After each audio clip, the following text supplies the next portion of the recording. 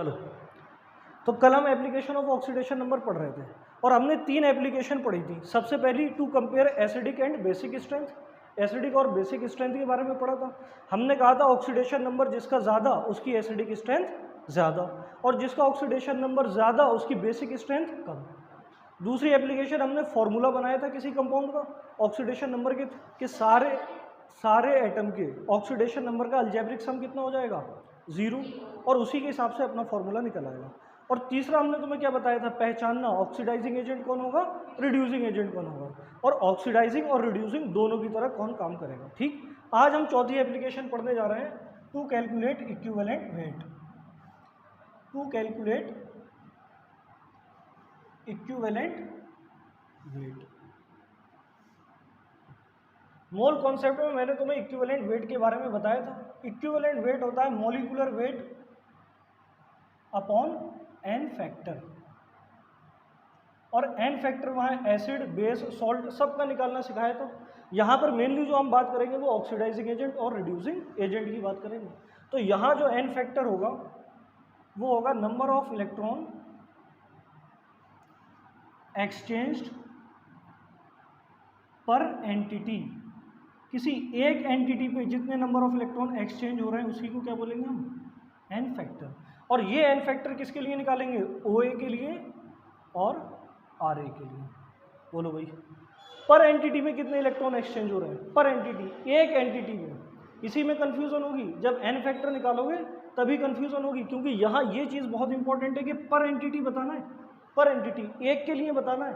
हो सकता है मॉलिक्यूल हो कोई, उसमें 2 एटम हो, किसी मॉलिक्यूल में 2 एटम हो, किसी मॉलिक्यूल में 2 एटम हो, तो तुम्हें पर एंटिटी एन फैक्टर निकालना है। बात समझ में आ रही है? देखो एग्जांपल देखो, पहला एग्जांपल लिया मैंने नाइट्रोजन का, और नाइट्रोजन से बना अमोनिया, नाइट्रोजन से बन गया अमोनिया। अब यहाँ तुम देखो नाइट्रोजन पे का ऑक्सीडेशन नंबर 0, अपनी फ्री स्टेट में ये मॉलिक्यूलर फॉर्म है, नाइट्रोजन की मॉलिक्यूलर फॉर्म है, और मॉलिक्यूलर फॉर्म में इसका ऑक्सीडेशन नंबर कितना होगा 0।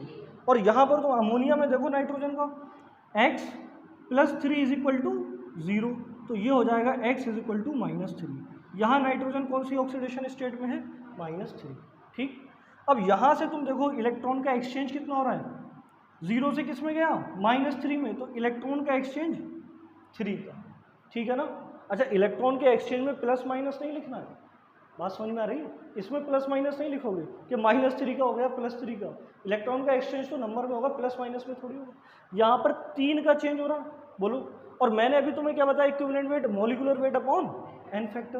तो अगर मैं इक्विवेलेंट वेट निकालने जाऊँ नाइट्रोजन का इक्विवेलेंट वेट निकालने जाऊँ, तो तुम बोलोगे molecular weight of nitrogen upon 3, बोलो, यही तो आएगा। और ये आंसर क्या हो जाएगा, गलत। ठीक, फिर से ध्यान से देखो, यहाँ N2 है, 2 नाइट्रोजन है, हमने जो एक्सचेंज निकाला है इलेक्ट्रॉन का वो कितने के लिए निकाला है, पर एंटिटी के लिए, एक एंटिटी के लिए निकाला है। एक नाइट्रोजन के लिए चेंज कितने का है, 3 का। कितने नाइट्रोजन है, नाइट्रोजन कितने हैं, तो चेंज कितने का हो जाएगा, 6 का। यहाँ कितने का चेंज हो जाएगा, तो इसका जो करेक्ट आंसर होगा वो होगा मॉलिक्यूलर वेट अपॉन 6, ये वाला आंसर करेक्ट होगा। क्या बात समझ में आ गई? अच्छा, आगे समझो, यहाँ थोड़ा और ध्यान से समझना। नाइट्रोजन 0 से किस में चला गया, -3 में। बताओ रिडक्शन हो रहा है ऑक्सीडेशन हो रहा है? अच्छा, यहाँ रिडक्शन हो रहा है ना, 0 से -3 में गया। अच्छा, अगर ये रिएक्शन उल्टी लिख दें हम, यानी अमोनिया अगर चेंज होता हो नाइट्रोजन में, अमोनिया किस में चेंज होता हो, नाइट्रोजन में। देखो, अगर अमोनिया चेंज होता हो नाइट्रोजन में, अब अगर तुमसे अमोनिया का इक्विवेलेंट वेट पूछेगा, अमोनिया का, तब कैसे निकालोगे। देखो यहाँ पर कितने में है, -3 में, और यहाँ कितने में आ जाएगा, 0 में। तो बताओ यहाँ एक्सचेंज कितना होगा इलेक्ट्रॉन का, 3 का ही होगा, यहाँ 3 का होगा। तो अब अगर जब मैं इक्विवेलेंट वेट निकालूंगा अमोनिया का, तो वो आ जाएगा मॉलिक्यूलर वेट अपॉन 3 ही आएगा। यहाँ 6 क्यों नहीं आया, क्योंकि यहाँ पर नाइट्रोजन है कितने, एक ही है, और हमने यहाँ अभी पर एंटिटी पे चेंज निकाला 3, और एंटिटी भी एक ही है, नाइट्रोजन भी एक ही है। तो यहाँ पर अमोनिया का इक्विवेलेंट वेट कितना आ जाएगा, मॉलिक्यूलर वेट बाई 3। क्या ये बात समझ में आ गई? आगे नहीं?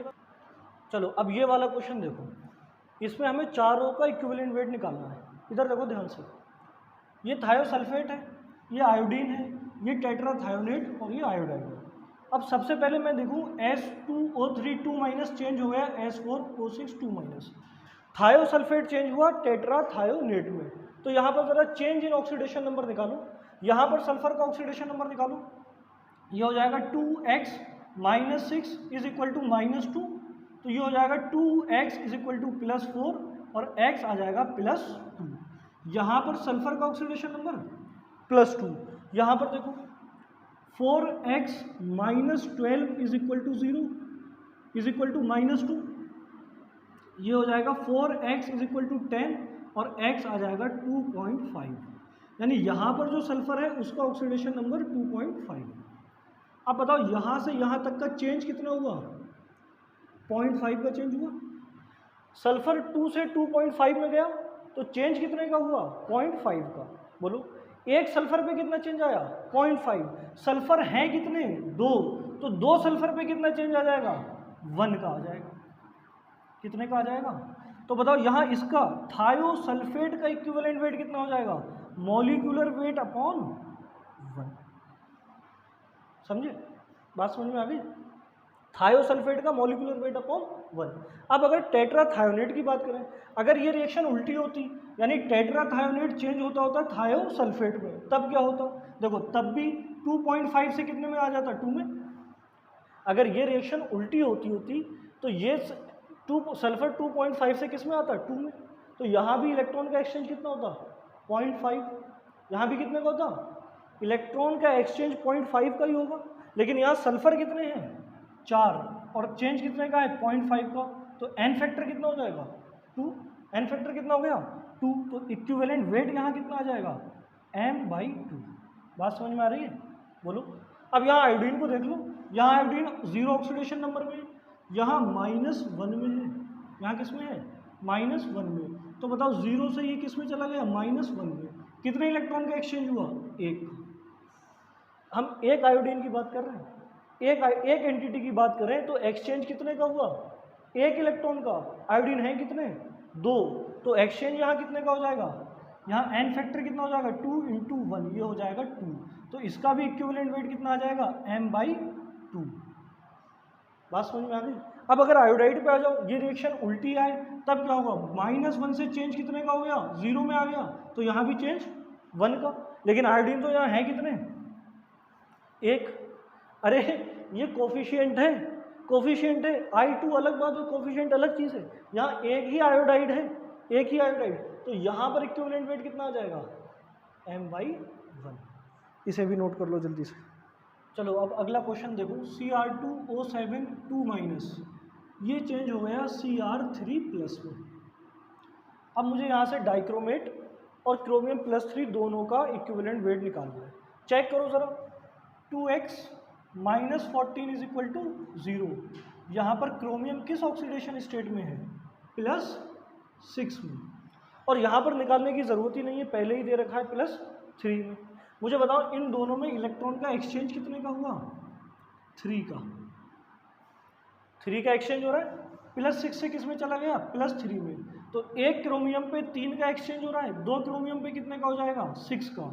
यानी इसका जो एन फैक्टर है वो 6 आ जाएगा। तो यहाँ इक्विवेलेंट वेट Cr2O7 2- का आएगा मॉलिक्यूलर वेट अपॉन 6। समझ में आया। इसको देखो, क्रोमियम +3, अगर ये रिएक्शन अपोजिट हो तो क्रोमियम +3 चेंज हो जाएगा क्रोमियम +6 में। कितने का चेंज, 3 का। यहाँ भी कितने का चेंज होगा, अरे ये रिएक्शन अगर अपोजिट हो जाए तो चेंज 3 का ही तो होगा। लेकिन यहाँ क्रोमियम है कितने, एक ही क्रोमियम है, तो यहाँ एन फैक्टर भी कितना होगा, 3। तो अगर Cr+3 का इक्विवेलेंट वेट निकालें तो ये हो जाएगा m/3। चलो नोट कर लो इसे। चलो अब हम KMnO4 potassium permanganate, potassium permanganate,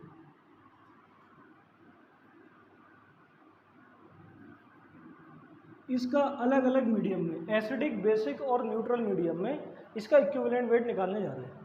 कई बार इसका नीट में पूछा गया है, पूछा भी जाता है। डिटेल में KMnO4 की केमिकल प्रॉपर्टीज़ वगैरह या ऑक्सीडाइजिंग नेचर, ये डिटेल में हम डी ब्लॉक में पढ़ेंगे। डिटेल में। अभी हम बस इतना पढ़ेंगे कि एसिडिक मीडियम में इसका इक्विवेलेंट वेट कितना होता है, बेसिक मीडियम में कितना होता है और न्यूट्रल मीडियम में। कई बार ये क्वेश्चन आया, कई बार यहाँ से क्वेश्चन आता है, तो ध्यान से देखना। KMnO4 पावरफुल ऑक्सीडाइजिंग एजेंट होता है, पावरफुल ऑक्सीडाइजिंग एजेंट है, यानी एसिडिक मीडियम में भी OA की तरह काम करेगा, बेसिक मीडियम में भी OA की तरह काम करेगा और न्यूट्रल में भी ऑक्सीडाइजिंग एजेंट की तरह ही काम करेगा। हाँ, सबसे अच्छा ऑक्सीडाइजिंग नेचर इसका एसिडिक मीडियम में आएगा। तो अगर मैं बात करूँ एसिडिक मीडियम की, अगर बात करूँ एसिडिक मीडियम की, इन एसिडिक मीडियम में KMnO4 चेंज हो जाता है Mn+2 में। KMnO4 किस में चेंज होगा, Mn+2 में। बताओ यहाँ पर ऑक्सीडेशन नंबर +7, अरे 1 + x - 8 = 0, तो x आ जाएगा +7। और यहाँ किस में चेंज हुआ है, +2 में। टोटल नंबर ऑफ इलेक्ट्रॉन का एक्सचेंज कितना है, 5, तो n फैक्टर भी कितना हो जाएगा, 5। तो अगर तुम इक्विवेलेंट वेट निकालने जाओ KMnO4 का एसिडिक मीडियम में, तो वो आ जाएगा मॉलिक्यूलर वेट ऑफ KMnO4/5, और इसका जो मॉलिक्यूलर वेट होता है वो होता है 158/5। नोट कर लो इसे। चलो दूसरा केस देखो, इन न्यूट्रल मीडियम, या फिर कह सकते हैं डाइल्यूट बेसिक मीडियम, यानी बहुत कम बेसिक मीडियम की बात है। तो यहाँ KMnO4 चेंज होगा Mn+4 में। KMnO4 किस में चेंज हो जाएगा, Mn+4 में। यहाँ मैंगनीज का ऑक्सीडेशन नंबर +7, यहाँ चेंज आएगा 3 का, मतलब n फैक्टर हो जाएगा 3।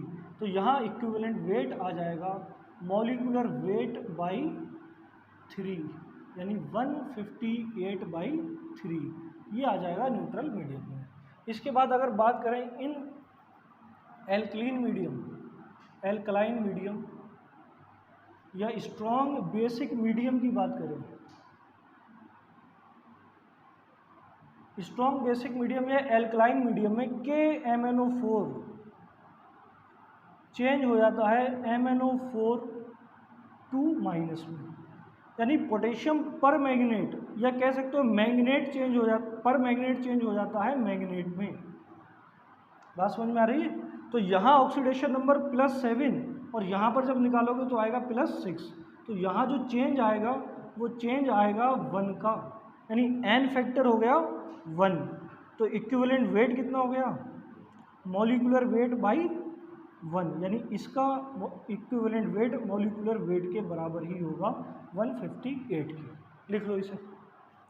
अगर मीडियम नहीं दिया है, KMnO4 के लिए मीडियम नहीं दिया है, तो हम मान के चलेंगे एसिडिक मीडियम है। We will assume acidic medium. अगर मीडियम नहीं दे रखा है तो हम एसिडिक मीडियम ही मानेंगे। अब बात करते हैं पोटेशियम बाइक्रोमेट कह लो या डाइक्रोमेट। पोटेशियम बाइक्रोमेट की जब बात करोगे तो ये पोटेशियम बाइक्रोमेट, यानी अगर इसे आयनिक फॉर्म में लिखोगे Cr2O7 2-, और ये चेंज हो जाएगा 2Cr3+ में। यहाँ पर अगर ऑक्सीडेशन नंबर देखोगे तो +6, यहाँ पर दे ही रखा है +3। इलेक्ट्रॉन का एक्सचेंज देखोगे तो 3 का एक्सचेंज हो रहा है, लेकिन यहाँ पर क्रोमियम 2 है, हमने एक क्रोमियम पे 3 का चेंज निकाला, तो 2 क्रोमियम पे कितने का चेंज आ जाएगा, 6 का, n फैक्टर 6 हो जाएगा, और इक्विवेलेंट वेट कितना हो जाएगा, m/6। KMnO4 पोटेशियम पर मैग्नेट, मैंने तुम्हें बताया पोटेशियम पर मैग्नेट चाहे मीडियम एसिडिक हो, चाहे मीडियम बेसिक हो, चाहे मीडियम न्यूट्रल हो, तीनों में ऑक्सीडाइजिंग एजेंट की तरह काम करेगा। लेकिन एसिडिक मीडियम में बहुत अच्छे से ऑक्सीडाइजिंग एजेंट की तरह काम करेगा, यानी most powerful oxidizing agent KMnO4 acidic medium में करेगा। लेकिन जो K2Cr2O7 है पोटेशियम पर मैग्नेट, ये सिर्फ एसिडिक मीडियम में ही ऑक्सीडाइजिंग एजेंट का काम करेगा, सिर्फ एसिडिक मीडियम में, बेसिक और न्यूट्रल मीडियम में ऑक्सीडाइजिंग एजेंट की तरह काम नहीं करेगा। जबकि KMnO4 तीनों मीडियम में, चाहे मीडियम एसिडिक हो, चाहे मीडियम बेसिक हो, और चाहे मीडियम न्यूट्रल हो, तीनों में ऑक्सीडाइजिंग एजेंट का काम करेगा। लेकिन जो पावर ऑफ ऑक्सीडाइजिंग एजेंट होगी KMnO4 की, वो एसिडिक में सबसे ज़्यादा होगी, उसके बाद न्यूट्रल में होगी, और उसके बाद बेसिक। सबसे ज़्यादा ऑक्सीडाइजिंग पावर KMnO4 की एसिडिक मीडियम में होगी, फिर न्यूट्रल में होगी, फिर बेसिक मीडियम में। यानी तीनों मीडियम में KMnO4 ऑक्सीडाइजिंग एजेंट की तरह ही काम करेगा। लेकिन K2Cr2O7 सिर्फ और सिर्फ एसिडिक मीडियम में ही ऑक्सीडाइजिंग एजेंट का काम करेगा। इसका मतलब यह है कि KMnO4 पोटेशियम पर मैग्नेट K2Cr2O7 से ज़्यादा अच्छा ऑक्सीडाइजिंग एजेंट है, क्योंकि सारे मीडियम में ऑक्सीडाइजिंग एजेंट की तरह काम कर रहा है। तो एक लाइन और लिख लो, KMnO4 लिखो, KMnO4 is better oxidizing agent than K2Cr2O7। KMnO4 is a better oxidizing agent than K2Cr2O7। इसके बाद अगला है फेरस ऑक्सिलेट Fe(C2O4) और ये चेंज हो जाता है Fe3+ में और 2CO2 में। अब इसको बहुत ध्यान से सुनना, यहाँ पर हमें एन फैक्टर निकालना है और Fe(C2O4) इसका नाम है फेरस ऑक्सिलेट। फेरस ऑक्सिलेट, पहले हमें फेरस ऑक्सिलेट का एन फैक्टर निकालना है और उसके बाद हम इक्विवेलेंट वेट देखेंगे। यहाँ पर जो आयरन है, आयरन वो चेंज हो गया Fe+3 में, और जो ऑक्सिलेट है वो चेंज हो गया है CO2 में, कार्बन डाइऑक्साइड में। यहाँ आयरन Fe+2 चेंज हो गया Fe+3 में,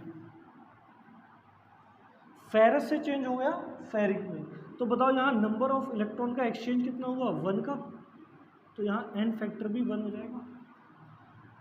Fe+2 ने एक इलेक्ट्रॉन लूज किया और Fe3+ में पहुंचा, +2 से +3 में गए, ऑक्सीडेशन होगा रिडक्शन होगा, ऑक्सीडेशन। Fe+2 का ऑक्सीडेशन हुआ, Fe+3 में पहुंच गए। दूसरा ऑक्सिलेट की बात करें, यहाँ एन फैक्टर कितना आया, 1। ऑक्सिलेट की अगर बात करें C2O4 2-, ये चेंज हुआ है CO2 में। यहाँ कार्बन का ऑक्सीडेशन नंबर निकालो, 2x - 8 = 0 = -2। 2x हो जाएगा 6 के बराबर और x हो जाएगा +3।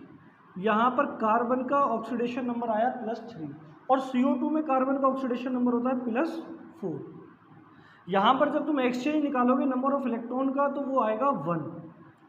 यानी एक एंटिटी पे, एक कार्बन पर एक C2O4 2- जब CO2 में चेंज होगा तो एक एंटिटी पे नंबर ऑफ इलेक्ट्रॉन आएंगे 1, और हैं कितने कार्बन, 2, तो यहाँ एन फैक्टर कितना हो जाएगा, 2 × 1 = 2। ठीक, अच्छा बताओ +3 से +4 में गया, +3 से +4 में, यहाँ +2 से +1 में गया, +2 से +3 में गया, +2 से +3, यहाँ +3 से +4, यानी आयरन का भी ऑक्सीडेशन हुआ, फेरस से फेरिक में चला गया, और कार्बन का भी ऑक्सीडेशन हुआ, दोनों जगह ऑक्सीडेशन हुआ। और हमें इस पूरे फेरस ऑक्सिलेट का एन फैक्टर निकालना है। तो जब दोनों का ऑक्सीडेशन हो, जब दोनों ही एलिमेंट का ऑक्सीडेशन हो, आयरन का भी ऑक्सीडेशन हो गया, कार्बन का भी ऑक्सीडेशन हो गया, तब जब हम एन फैक्टर निकालेंगे तो जो नंबर ऑफ इलेक्ट्रॉन एक्सचेंज हुए उनको ऐड कर देंगे, उनको ऐड कर देंगे। अगर दोनों का ऑक्सीडेशन हो रहा है तो दोनों के एन फैक्टर को ऐड कर देंगे, अगर दोनों का रिडक्शन हो रहा है तो दोनों के एन फैक्टर को ऐड कर देंगे। तो यहाँ जो एन फैक्टर आएगा, ओवरऑल एन फैक्टर, वो आएगा 1 + 2 = 3। यानी जब इक्विवेलेंट वेट निकालोगे तुम फेरस ऑक्सिलेट का तो वो आ जाएगा m मॉलिक्यूलर वेट बाई 3। चलो अगला देखो जरा, As2S3 ये चेंज हो गया AsO4 3-। ठीक, ये किस में चेंज हुआ, AsO4 3- प्लस सल्फर। यहाँ समझना ध्यान से, यहाँ समझो, यहाँ आर्सेनिक का ऑक्सीडेशन नंबर निकालो जरा, 2x - 6 = 0, तो 2x बराबर हो जाएगा 6 के, और यहाँ आ जाएगा +3। समझ में आया? अरे ये सल्फाइड है ना, सल्फाइड, और सल्फाइड का ऑक्सीडेशन नंबर कितना होता है, -2, एक का -2 तो 3 का -6। आर्सेनिक का निकालना है, x मान लो, 2 है तो 2x, x आ गया +3। अब यहाँ पर जरा आर्सेनिक का ऑक्सीडेशन नंबर निकालना, x -8 = -3। बोलो, देखो जरा इधर, बाद में लिखना। यहाँ देखो ऑक्साइड का -2, एक का -2, 4 का -8 हो जाएगा, और इस पे पहले से ही चार्ज कितना है, पूरे पे -3, तो उसे हमने लिख दिया। अब यहाँ से जब ऑक्सीडेशन नंबर निकाला तो ये आया +5।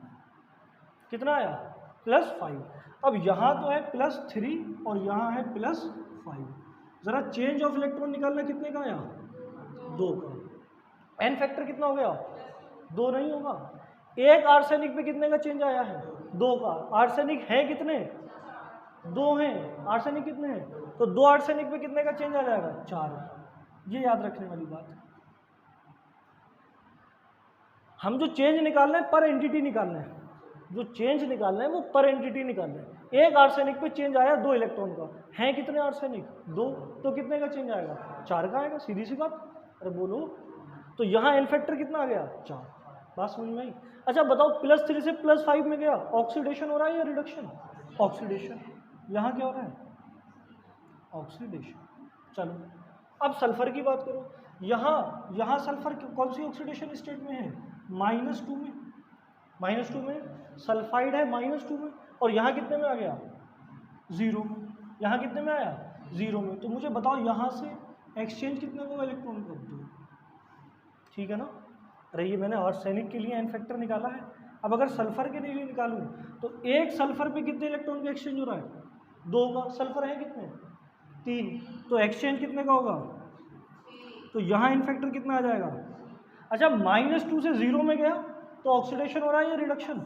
ऑक्सीडेशन। यानी यहाँ भी क्या हो रहा है? ऑक्सीडेशन। आर्सेनिक का भी ऑक्सीडेशन हो रहा है और सल्फर का। तो मैंने तुम्हें बताया है ओवरऑल जब एन फैक्टर निकालोगे, अगर दोनों का ऑक्सीडेशन हो रहा है तो दोनों के एन फैक्टर को जोड़ दोगे। अगर दोनों का रिडक्शन हो रहा है तो दोनों के एन फैक्टर को जोड़ दोगे। अगर दोनों का ऑक्सीडेशन हो रहा है, दोनों का रिडक्शन हो रहा है, तो उनके एन फैक्टर को जोड़ दोगे। बताओ यहाँ टोटल एन फैक्टर कितना आ जाएगा? एन फैक्टर आ गया 10। अब अगर इक्विवेलेंट वेट पूछा जाए AS2S3 का, वो आ जाएगा मॉलिक्यूलर वेट बाई 10। ये लिख लो। इसके बाद एक और क्वेश्चन है, KClO3 ये चेंज होगा KCl में और O2 में। ठीक है, देखो ज़रा ध्यान से।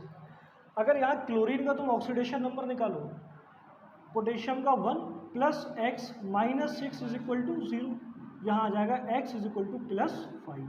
यानी यहाँ क्लोरीन का जब ऑक्सीडेशन नंबर निकालोगे तो +5 आएगा, और यहाँ तुम क्लोरीन का ऑक्सीडेशन नंबर निकालोगे तो ये आ जाएगा -1। अरे क्लोराइड है तो -1 ही होगा। ठीक है ना? अब बताओ क्लोरीन +5 से किस में चला गया? -1 में।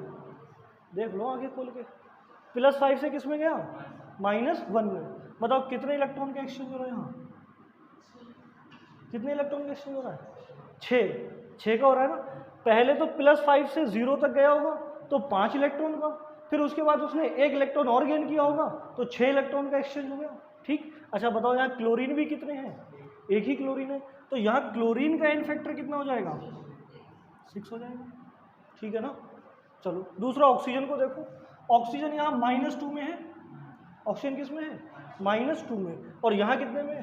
0। Very good. तो यहाँ जब इसका चेंज निकालोगे तो कितना आएगा? 2 का चेंज आएगा। बोलो, ऑक्सीजन में, एक ऑक्सीजन में कितना चेंज आ रहा है? 2 का। तो 3 ऑक्सीजन में कितना चेंज आएगा? 3 में कितने का आ जाएगा? 6। अब बताओ यहाँ दोनों का एन फैक्टर कितना है? 6 और 6, तो दोनों को जोड़ देते हैं, एन फैक्टर 12 हो जाएगा। ओवरऑल जो एन फैक्टर आएगा वो 12 आ जाएगा ना, जोड़ देंगे। तो कंडीशन याद करो, मैंने कहा था अगर दोनों का ऑक्सीडेशन होता हो तो जोड़ देंगे, दोनों का रिडक्शन हो तो, और उसके बाद मैंने बताया ही नहीं। तो अब सुन लो ध्यान से। देखो क्लोरीन +5 से -1 में गया, इसका रिडक्शन हुआ। ऑक्सीजन -2 से 0 में गया तो इसका ऑक्सीडेशन हुआ।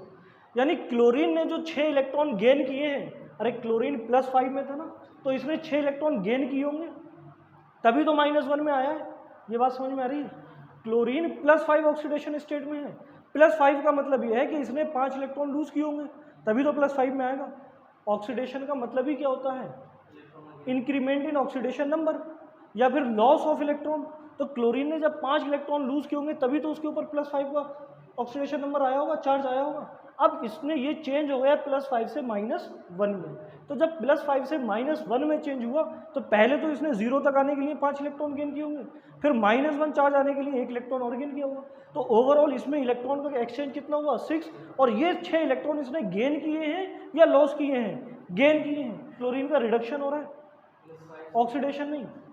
जब कभी भी डिक्रीमेंट होगा, डिक्रीमेंट इन ऑक्सीडेशन स्टेट, मैंने डेफिनेशन ही लिखाई थी। किसी भी रिएक्शन में ऑक्सीडेशन नंबर का इंक्रीमेंट और डिक्रीमेंट साइमल्टेनियसली हो जाए उसे रिडॉक्स बोलते हैं, और जब डिक्रीमेंट होगा ऑक्सीडेशन नंबर में वो रिडक्शन होगा।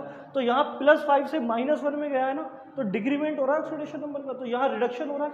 दूसरी तरफ ऑक्सीजन को देखो, -2 में था और -2 से चला गया 0 में, तो जब -2 से 0 में गया तो इसने 2 इलेक्ट्रॉन लूज किए होंगे, इसने 2 इलेक्ट्रॉन लूज किए होंगे। इसके ऊपर चार्ज -2 का था और -2 से चार्ज कितना हो गया 0, इसका मतलब 2 इलेक्ट्रॉन लूज किए हैं। एक ऑक्सीजन ने 2 इलेक्ट्रॉन लूज किए हैं, तो 3 ऑक्सीजन ने कितने लूज किए होंगे 6, 3 ऑक्सीजन ने कितने किए होंगे 6। अब ये जो 6 इलेक्ट्रॉन लूज किए हैं ऑक्सीजन ने, वही 6 इलेक्ट्रॉन किसने गेन कर लिए, क्लोरीन ने। बात समझ में आई? इस रिएक्शन में जो 6 इलेक्ट्रॉन ऑक्सीजन ने लूज किए थे वो 6 इलेक्ट्रॉन ले किसने लिए, क्लोरीन ने। तो ओवरऑल एक्सचेंज कितना हो गया 6। एक्सचेंज तो 6 का हुआ ना, ऑक्सीजन ने 6 इलेक्ट्रॉन दिए और क्लोरीन ने 6 इलेक्ट्रॉन लिए। तो मैंने एन फैक्टर ही क्या बताया था, नंबर ऑफ इलेक्ट्रॉन एक्सचेंज पर एंटिटी, ये मैंने डेफिनेशन में लिखवाया था, एन फैक्टर में लिखवाया था नंबर ऑफ इलेक्ट्रॉन एक्सचेंज पर एंटिटी। तो पर एंटिटी पे तुम देखो इलेक्ट्रॉन का एक्सचेंज 6 का हो रहा है, 6 इलेक्ट्रॉन ऑक्सीजन ने लूज किए और वही 6 इलेक्ट्रॉन क्लोरीन ने गेन कर लिए, यानी ओवरऑल एक्सचेंज कितने का हुआ 6 का। तो ओवरऑल एन फैक्टर भी कितना हो गया 6। तो यहाँ ओवरऑल एन फैक्टर की बात करें तो कितना हो गया, इक्विवेलेंट वेट कितना हो जाएगा, मॉलिक्यूलर वेट बाई 6। ये बात समझ में आ गई? चलो नोट कर लो। अब एक तरफ लिखो ऑक्सीडेशन और एक तरफ लिखो रिडक्शन, और इसमें कुछ पॉइंट्स लिख लो। ऑक्सीडेशन में इलेक्ट्रॉन का लॉस होगा तो हम बोल सकते हैं डी इलेक्ट्रोनेशन होगा, और रिडक्शन में इलेक्ट्रॉन का गेन होगा तो हम बोल सकते हैं कि किसी भी एलिमेंट में इलेक्ट्रॉन का ऐड होगा तो उसको इलेक्ट्रोनेशन बोल सकते हैं। बोलो, ऑक्सीडेशन में क्या होगा, लॉस ऑफ 1 और मोर इलेक्ट्रॉन, जरूरी नहीं कि एक ही इलेक्ट्रॉन का लॉस होगा, और रिडक्शन में गेन ऑफ 1 और मोर इलेक्ट्रॉन। अगर इसके एग्जाम्पल दूं तो मैं जिंक चेंज हो गया था Zn+2 में, 2 इलेक्ट्रॉन इसने लूज किए थे, और यहाँ मैंने एग्जाम्पल दिया था कॉपर Cu2+ से 2 इलेक्ट्रॉन गेन करके आ गया था Cu में। बोलो, अब ज़रूरी बात समझने वाली ये है कि अगर ऑक्सीडेशन नंबर 0 है किसी का, इधर सुनो अब ध्यान से बाद में लिखना, अगर किसी का ऑक्सीडेशन नंबर 0 है और वो चेंज हो जाए प्लस में तो ये क्या कहलाएगा, ऑक्सीडेशन। ये इंपॉर्टेंट चीज़ है, ध्यान सुनना। अगर ऑक्सीडेशन नंबर 0 है और चेंज हो जाए किसमें, प्लस में, तो ये क्या कहलाएगा। अगर ऑक्सीडेशन नंबर प्लस में पहले से ही है और ये प्लस और ज़्यादा बढ़ जाए तब भी क्या कहलाएगा, ऑक्सीडेशन। अगर ऑक्सीडेशन नंबर माइनस में है और ये चेंज हो जाए 0 में तब भी क्या कहलाएगा, ऑक्सीडेशन। अगर ऑक्सीडेशन नंबर ज़्यादा निगेटिव है, 2 - 3 है, और ये चेंज हो जाए लेस निगेटिव में तब भी क्या होगा, ऑक्सीडेशन। बात समझ में आई? 0 से अगर प्लस में गए तब भी, लेस+1 से मोर, लेस प्लस से मोर प्लस में चले गए तब भी ऑक्सीडेशन, माइनस से 0 में गए तब भी, और मोर निगेटिव से लेस निगेटिव में गए तब भी। बात समझ में आ गई? ऐसे ही यहाँ समझो, अगर प्लस से 0 में चले गए तब रिडक्शन। बात समझ में आ रही है? और अगर मोर पॉजिटिव से लेस पॉजिटिव में चले गए तब भी, अगर 0 से 1 में चले, -1 में चले गए तब भी रिडक्शन, और लेस माइनस से मोर माइनस की तरफ चले गए तब भी रिडक्शन। सही है ना? ये इंपॉर्टेंट है, पहचान लोगे, इससे ऑक्सीडेशन होता है और इससे रिडक्शन। लिख लो जल्दी से।